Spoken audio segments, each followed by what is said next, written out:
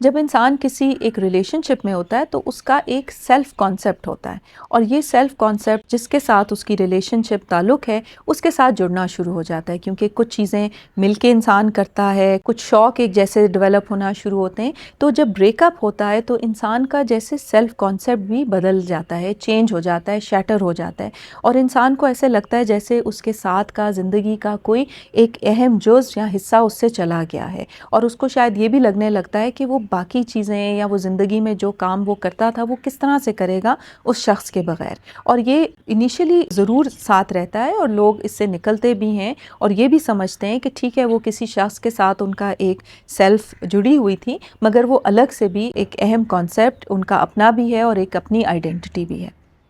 اگر آپ کا تعلق ایسا تھا جو کہ انہیلدی تھا یا ٹاکسک تھا، مثلاً اس میں مار پیٹ بھی شامل تھی، ایموشنل ابیوز شامل تھا، یا بہت عرصے سے چیٹنگ شامل تھی اور اس کے بارے میں آپ ریزالو کرنے کی کوشش کر رہے تھے یا آپ اس کو اوائڈ کر رہے تھے، تو اس کا ایک الگ سے آپ کے اوپر افیکٹ ہوگا۔ جس طرح ہم صدمے میں افیکٹ دیکھتے ہیں، تو آپ نہ کہ صرف بریک اپ کے ساتھ ڈیل کریں مگر آپ اس صدمے کے ساتھ بھی ڈیل کر رہے ہیں، اور ان سب چیزوں کی وجہ سے آپ کی اس شخص کے ساتھ کیا اٹیچمنٹ تھی، کیا آپ کے اوپر اس چیز کا افیکٹ تھا، وہ بھی آپ کے بریک اپ کے بعد کے جو اثرات ہیں ان کو کمپلیکیٹ کر سکتا ہے۔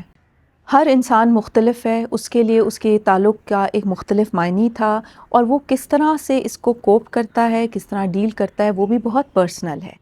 مگر چند ایسی چیزیں میں آپ کے ساتھ ضرور شیئر کرنا چاہوں گی جو آپ کو مدد دے سکتی ہیں کہ آپ اپنا بہتر خیال رکھ سکیں فوراً بریک اپ کے بعد۔